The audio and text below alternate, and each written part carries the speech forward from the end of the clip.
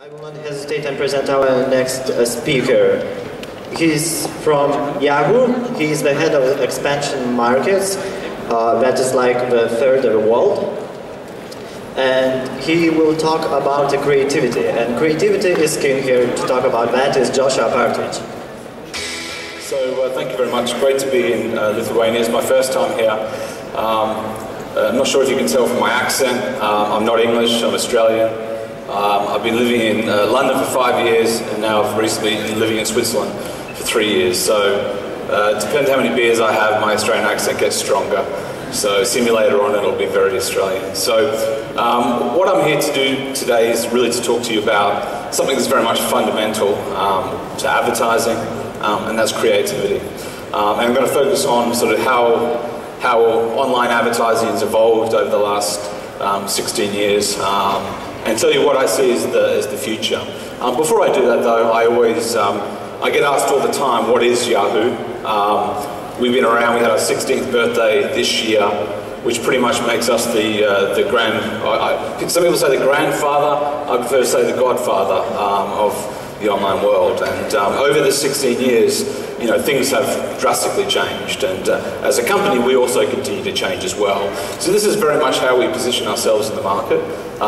We are very much a content player. We obviously do have a lot of communication products like Messenger and mail, but you know, huge amounts of our audience come to Yahoo to consume content.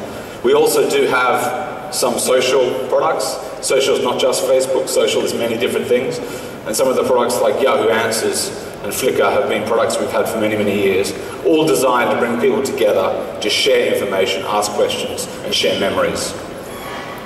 Just to give you a little bit of understanding of the scale that Yahoo has, this particular picture was taken the night, I keep saying Obama died, but it's not, it's Osama died. All right. We had 45,000 requests every 45 seconds for this particular photo. So it was hugely distributed across Yahoo and across Flickr. The Japanese tsunami became one of the biggest, obviously a terrible disaster. People came to Yahoo to find out what was going on. This particular story generated 900 million page views in 3 days, which shows you the volume of people that come to Yahoo to find out what's going on around the world. And put your hand up if you watched the royal wedding last year. Yeah. I'm sure you all did. Everyone else is lying. But this became the single biggest event ever on Yahoo, overtaking the Obama inauguration. This generated 400 million page views in 1 day. So you can see that we have huge amounts of scale. Just to give you a bit of an idea of our global reach, we have last month our biggest ever audience with 710 million people coming, which is basically half the online population in the world. And you can see across from APAC, where I'm from, to the Middle East, to the US, and also Europe. We have 50+ reach in pretty much every region. And again, our goal is to grow to hit that billion person number within the next couple of years. To put it in context, I think Google's at about 1 billion users, 980 million, I think, users a month.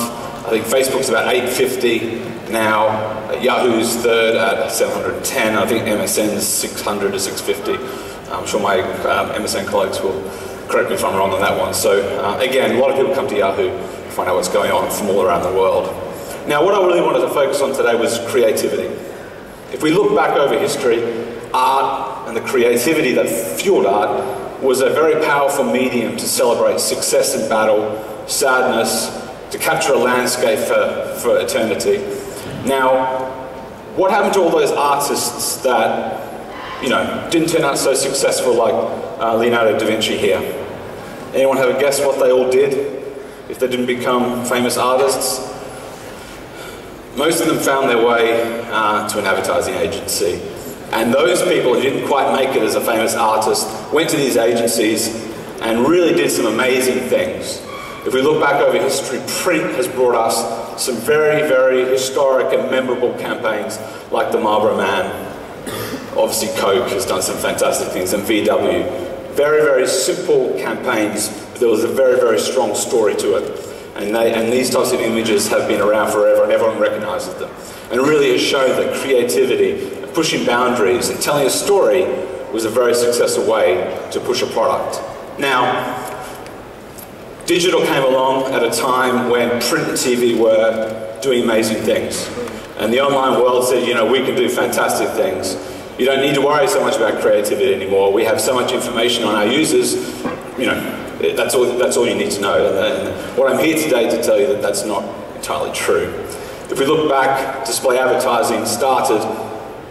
Now, I think most of you, because this is a very young audience, were probably not born. Well, maybe some of you were born. I was born, but 1993 saw, this is the very much first banner ad that ran on Yahoo. Anyone know what the brand is? Well, I mean, you really have to look, right? But you really can't tell. So online's come around, up against TV and up against print with these huge canvases, and this is sort of what you could do online. Not a huge canvas there, very, very hard to do something creative. In 1993. Now, fast forward a couple of years, this is an HP ad. Again, pretty basic, not really telling a story. You're not going to get much, or you're not going to get very good results out of this. And this has very much dominated the sort of first 3 to 5 years of the online industry. And it's no surprise that TV and print continue to take massive budgets, while online was continuing to struggle. Now, if we fast forward slightly to sort of 99 and 2000, when many of you probably started to come online, the infamous pop-up ad first came around. And still, it tends to play online sites today. And I'm doing a campaign to eradicate this particular campaign. At a similar type of time, a company called Google came around. We decided not to buy it. Bad decision. I think it was $5 billion we could have bought it for. Anyway. Now, if we fast forward again, the 300 by 250, which is very much the mainstream ad format that runs across the world today. So, in that space of 10 years, we evolved from a horizontal box to a box. Okay?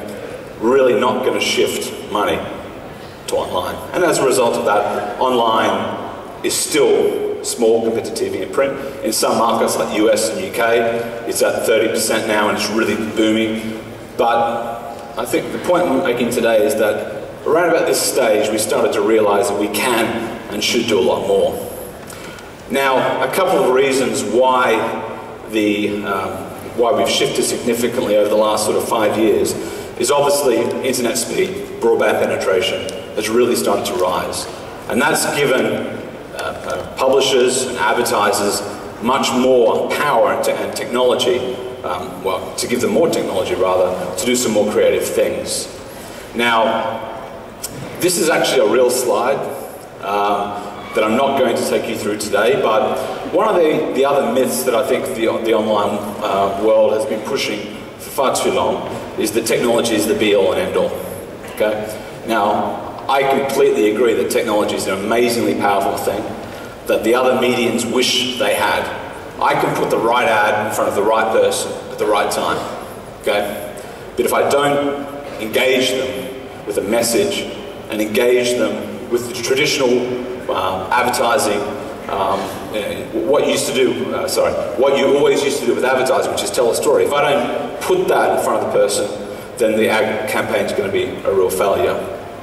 So there are some other reasons why I think online has taken a little bit longer to get into the sort of creative framework that I want to talk about a bit later on. Technology, as I mentioned earlier, broadband penetration has taken a lot longer than many people expected to happen. I know in Lithuania, you guys are very lucky that you've had a huge amount of fiber optic cabling, which has given fantastic broadband speed, which was evident in my hotel last night.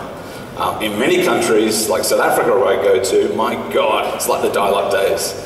And it almost takes me 24 hours to download about 20 emails, which is a right pain. Anyway, nostalgia. Yeah, we get trapped in, in the history. This is what we always used to do. It's print, it's TV. We'll put a couple of $1,000s online to make our clients happy. People get set in their ways. People who've been in marketing for 20 years, no TV, no print inside out. Something new is always going to take a bit of time to catch on. Tangibility. If I run a print campaign in a magazine, I can put it on my desk, open it up to the page, leave it on my desk for a month, and everyone can see what I've been doing. It's tangible, you've got it. A colleague of mine in Singapore came up with a fantastic way to overcome this, because he came across this same sort of issue with his clients. He used to print out, if someone did a front page, big takeover, he'd print it out, frame it, put a date on it, how many impressions were showed, what the dates were, so that they could actually hang it up, hold on to it. It's tangible proof that it did my job. The G-myth, anyone have a guess what that means? So if no one knows your brand or your product, how are they going to search for it? Okay? We've done a lot of research that shows the biggest driver on search performance versus print, TV, online is online. Now, if you have the pleasure of watching any Google presentations, they start to say the same sort of thing. Okay? No one knows about your product, no one knows about your brand, no one knows about your hotel or your beach resort or your new phone unless they can see it and you've shown them something about it. Then they go into search, into Google or Bing or whatever, to search for your product. Pricing. We've been in sort of a 3 to 4 year recession, depending on what country you've been in, and we've seen dramatic price deflation in the TV world. This has caused online to nosedive as well. In some of the markets that I work in, if you don't have 3 billion impressions a month, you're not going to have enough money to pay for the electricity in your office, because TV's push prices so low that online just simply can't make any money. And this is obviously a real shame. And as I said, recession. You're not going to get fired if you do something on TV or print. Okay? If you're pushing boundaries in a recession, your marketing manager or your CEO, in the old sense of the word, might be a little bit pissed. Okay? So, this is actually an Australian tourism campaign that ran on Yahoo UK in the dead of winter last year. What actually happens is the man swims back and forth, and the fish swim as well. You could never do this 5 years ago. Okay? The other reason why you would never want to do this, even maybe 3 or 4 years ago, was that even if you had, a lot of people had broadband, it wasn't that fast, and so the load time on the page would annoy people, and they would most often click away and never come back again. But these types of creatives are really, really starting to be popular now. This is a format that Yahoo launched about a year ago, and it's turned out to be the most successful ad format we've ever launched. It's in the mail login, so when you go to Yahoo and you search, log into your mail account, you see, you can see there where you log in. But we've actually given the opportunity for advertisers now to use this as a canvas. It's the biggest canvas online. You can embed video in it as well. And what we've actually seen, and this is really, really important, is that it doesn't disturb the user experience. It's not a pop-up ad that blocks them, that they have to click away so they can continue their journey. They can log in straight into their account without an ad blocking them. And this is really, really important. I'm going to talk a little bit more about this. Online advertising now is great. You can do some really big things, but a word of warning. Make sure you put the user experience number one. The reason why Yahoo's been around 16 years is that our audience teams have been pushing the sales guys back and saying, no, we have to be responsible. We don't want to disturb the user experience. So any type of big format at Yahoo has to be click to generate. It doesn't just pop up and annoy you. I mean, an example like that, you didn't do anything. You just typed in the AOL. This actually really isn't an AOL example. I'm just using another brand, not just Yahoo. But these sort of formats are everywhere across emerging markets and across the US and across Europe as well. Okay. Now, does anyone think this particular format performs well? It performs really, really, really well. Okay. The agency or the advertiser goes, my God, 11% click through. That's amazing. Does anyone know why there's an 11% click through? Because everyone's trying to figure out where the bloody X is to get rid of the ad. Okay, and you can see the X on the top right, and generally not, you miss it once. Okay, and you get amazing click-through, and think, oh, that's fantastic, successful campaign. Actually, it's not, it really isn't. Believe me, this doesn't perform well, it's a mistake. Okay. The other important thing, and online has sort of caused this, okay, that click-through is everything. A successful online campaign, you have to have 1% or 1.5% click-through. That's a successful campaign. Okay? What I wanted to say is that this is a measurement and it's a tool and it's a way to look at it, but it's not the be-all and end-all. If you actually look, this is looking at the click-through rate across across EMEA and some of the major European markets, and you can see that since 2006, the click-through rate has declined. Okay? There's a couple of reasons for this. One, people now are used to seeing ads online. It's not so new anymore. Don't click so much. Okay? Otherwise, a lot of websites have flooded their site with many, many different ad formats. Some sites have up to 5 impressions or 5 ad units on one single page. Okay? Oops. Weekly call with Barcelona. I think I'm missing that one. Now, another really important thing to understand about click-through, we've done some surveys, and some of our other competitors have done surveys, and what we've actually found is, in the US, 95% of the clicks come from 5% of the population. In Europe, 85% of the clicks come from 15% of the population. So if you're building an ad campaign that's just focusing on CTR, you're just going after, and you're just targeting 5% of the audience. Okay? And that would be obviously a big mistake. Some of the really important things that we need to be focusing on today, and this is what I would encourage anyone doing an online campaign with their publisher, is to ask some sort of questions around, what's the dwell rate? How long do people consume the ad for? What's the interactivity rate? There are many formats today that are designed to have the user click through and consume some content, or look at a video, or look at some pictures, or even comment on Twitter. These are really, really important things, and these are the metrics that actually decide whether a campaign is successful. If they just happen to click on it, that should not be the be-all and end-all. So these are the types of terms that I would encourage you all, when you do an online campaign, is to ask your publisher, what are the rates? Give me some figures on these types of things. Really, really important. Now, creativity, online creativity, is not just ad formats. It's one part of it. There are many, many, many cool things you can do online today. YouTube has been probably at the forefront of video creativity. They do some amazing things, okay? And, again, fantastic product that we could have bought. We didn't as well. Never mind. But again, great product, do some fantastic sort of things. But again, video is not just YouTube. There are other sites. You don't just have to see a dog riding a skateboard, okay? There are many, many other things. And what we've seen is that, for example, this is in the UK where we have the rights for the Premier League to watch replays of games, that with broadband penetration, we can actually start to consume media, okay, when it suits us. We may have missed the game on the weekend, but we can now go and watch a game whenever you want. And this is also given a great opportunity for advertisers. And I don't just mean pre-roll or post-roll or during roll ads, but you can do some really, really interactive things with video as well. One of the areas that I think is going to grow considerably over the next 5 to 10 years is live streaming. There's obviously someone live streaming me right now. Fantastic technology, and again, I think you're very lucky here in Lithuania to have such great broadband penetration of fiber optic cables. A lot of countries still can't do this, but again, live streaming is going to become more and more important. And there's a reason for that. We're all living very busy lives.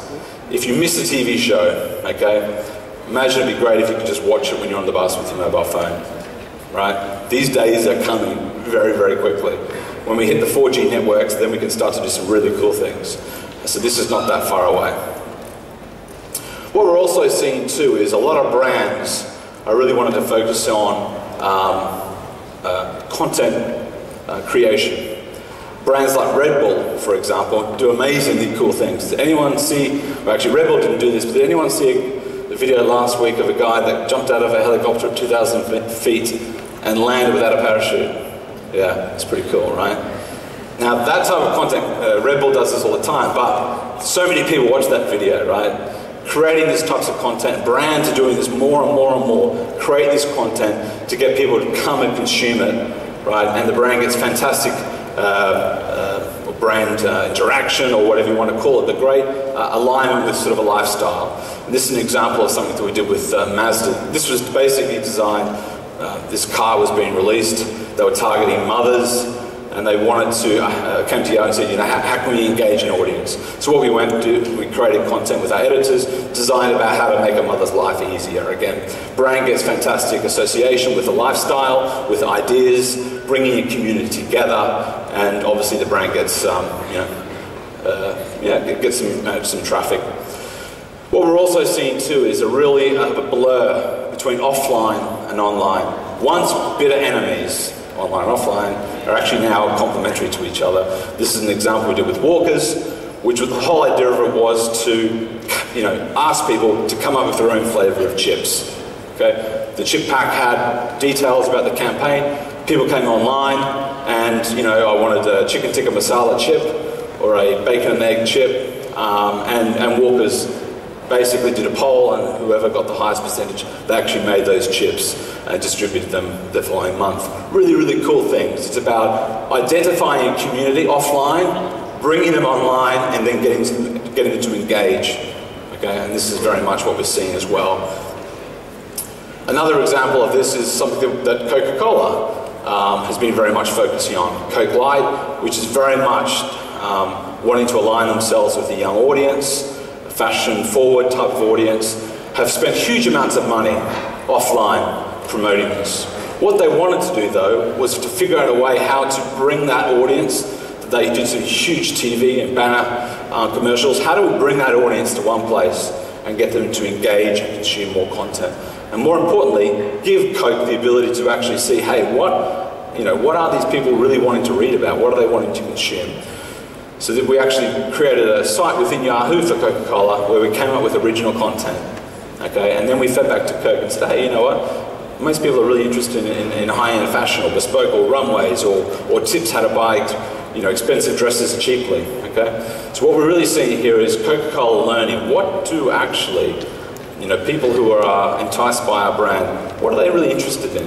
And we're able to create content, and then depending on the success, how many people read a particular story, we could angle more of that content towards what the users were interested in. Again, it's about identifying your community and bringing it together, and this is happening more and more. Now, creativity is not just, again, aligned to display advertising. We've seen search, which has very much been dominated by Google in Europe, stay pretty much the same. If you go to Yahoo search, or you go to Bing search, or you go to Google, you type in some words and you get some blue links. That's pretty much what it's been. We launched a product last week called Yahoo Access, and you can all go to that website there and download it to your PC now. But it's about taking search to the next level. Okay? I've got a very short video which will show you exactly what it is, and I encourage you all to download it and give it a go.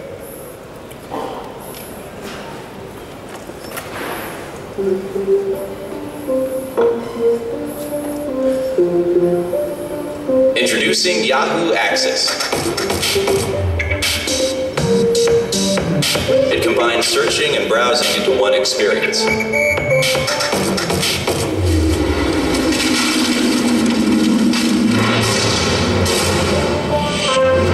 you can rip through the web.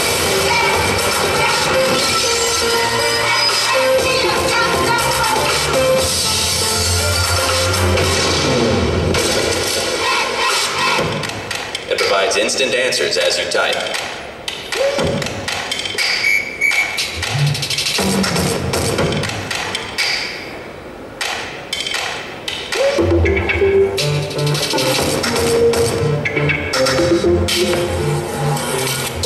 And it remembers the last page you found on all of your devices. Yahoo Access. Download now. So it's available on US iTunes, but you can actually download it to your PC with that website now. And I'll tweet it later so you can have a look at it. But how it actually works on your PC, it sits in the footer of your page, and again, you cursor over it, it pops up, you search, and you actually get visual results, visual images. And again, search has been doing the very same thing for 12 years. Again, the technology on the back end's got much better, but the front end hasn't really changed as well. And we think this is a really cool product. Now, John talked a lot about mobile before, so I'm not going to harp over too much, but obviously I look after a lot of emerging markets in Africa and South Africa, and obviously the Internet users are coming to mobile. John talked to you a little bit about that. But mobile is giving you some fantastic opportunities to do some really cool things.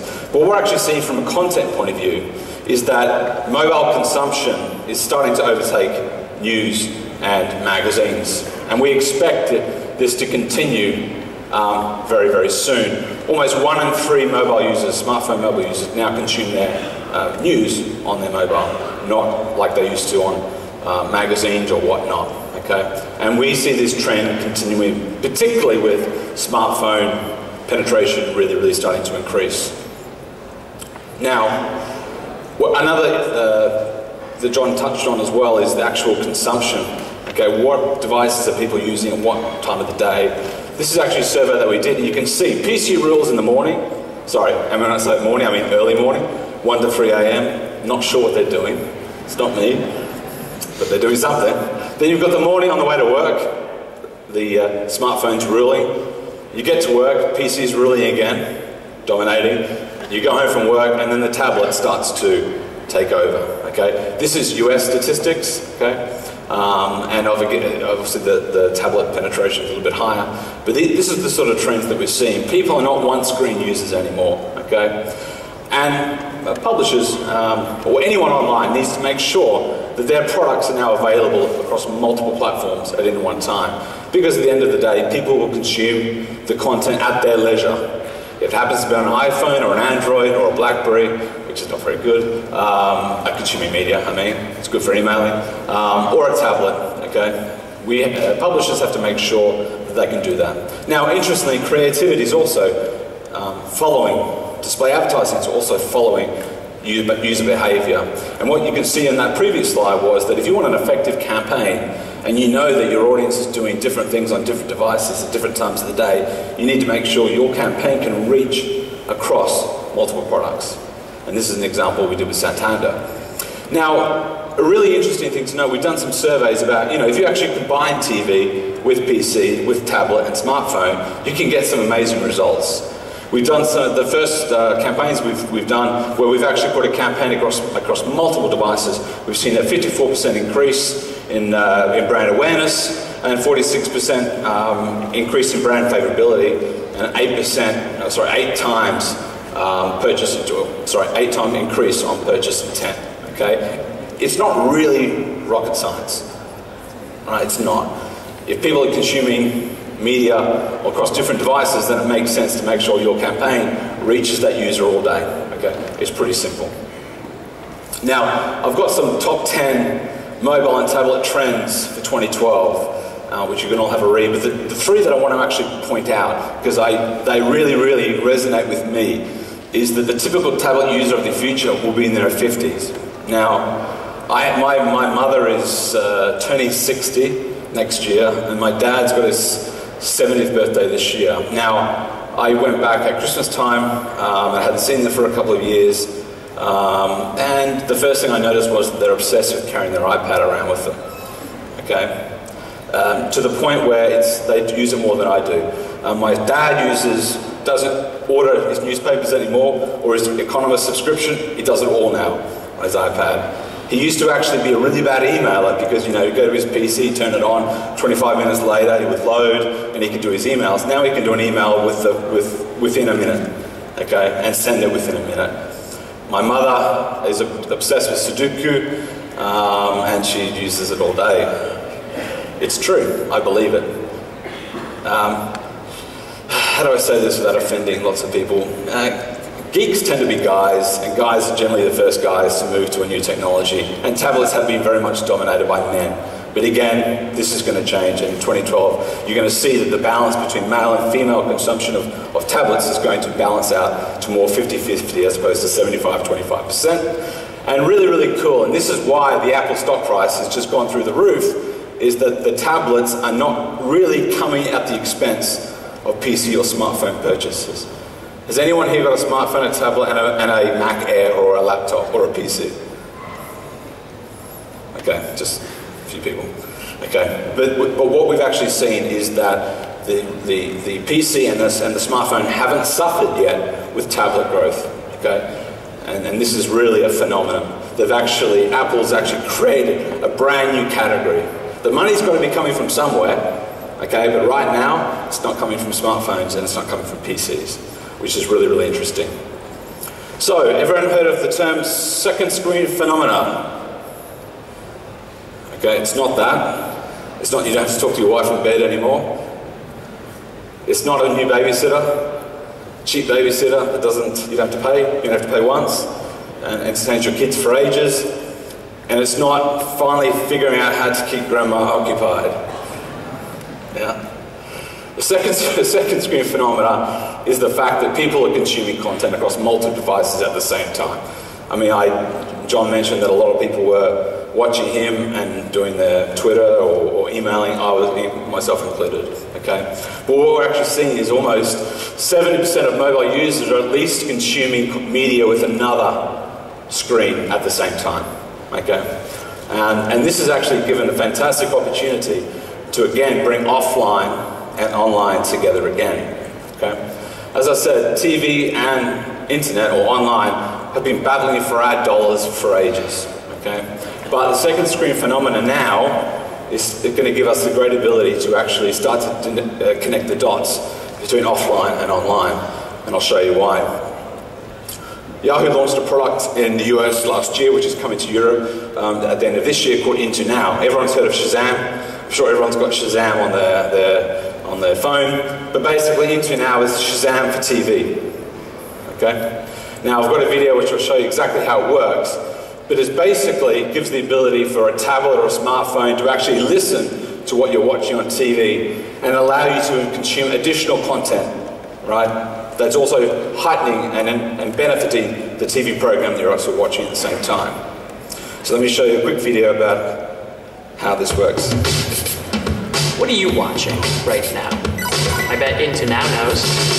Just tap the green button. Good morning, everyone. We are learning so... Into Now is an app that identifies what you're watching, right down to the episode. You can learn all about what you're watching as you watch it. Catching the game? Into Now brings stats right to your iPad, so you won't miss a play. Sound good? Then download the free app, turn on your TV, and see what everyone's into now. It's a fantastic product, and as I said, I watch a lot of US TV, and I happen to have a US iTunes account, so I use it right now. It's fantastic. It's really good for live sporting events where you can actually watch replays or statistics of a game you're actually watching, which is pretty cool. So, to finish up, I want to say thank you very much, but I think what I would say is that we're all very, very fortunate, and you guys probably more than me, that you're actually be born into an era where where technology is actually, some people may say, disrupting our lives, but I think it's actually adding to it. If I think about when I finished high school in 1996, the industry that I work in was pretty much non-existent, okay? But what I can say is the technology is now starting to do some amazingly powerful things, not only for advertisers, but also for consumers. But what I would say from an advertising point of view is give online a go. It's much cheaper than TV and print to experiment with, and you'll see some fantastic results.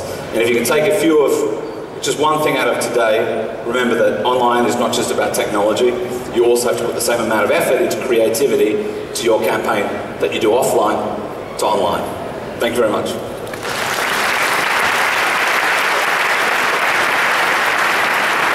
Thank you for your presentation, and we have one question from our online viewers. Maybe you remember the first digital ad that had blown your mind, and you started to believe in digital advertising that much as you do now. That's a very good question. So I started working in the online advertising world in sort of mid-2008. So I'm a little bit late to the game. But what I think actually is probably the coolest thing is when you actually bring technology, and we have a product, a behavioral targeting product, that I can actually see, if you're in a car brand and you want to do something, we actually created the mail login for Chevrolet, the big format. And what we actually saw was the one day that we ran the mail login ad, we saw a 50% increase in people searching for that brand, okay? And the important thing about that particular page was there's no search box there. Right? So people saw the ad, went into their mail, sent a mail, whatever, checked their email, then went out and actually searched for the brand. And that sort of showed to me was that actual, if you put a lot of effort into creativity and use the canvas that online now can provide, you can see amazingly quick results, which is what advertisers all want to do. So that was probably a good example for me. Thank you. Are there any questions in the audience? No? Seems like no. No, but feel free to tweet me a question. I'm addicted to Twitter right now. So tweet me and I'm more than happy to speak to anyone who wants to talk to me after. So thank you very much, guys. Thank you for listening.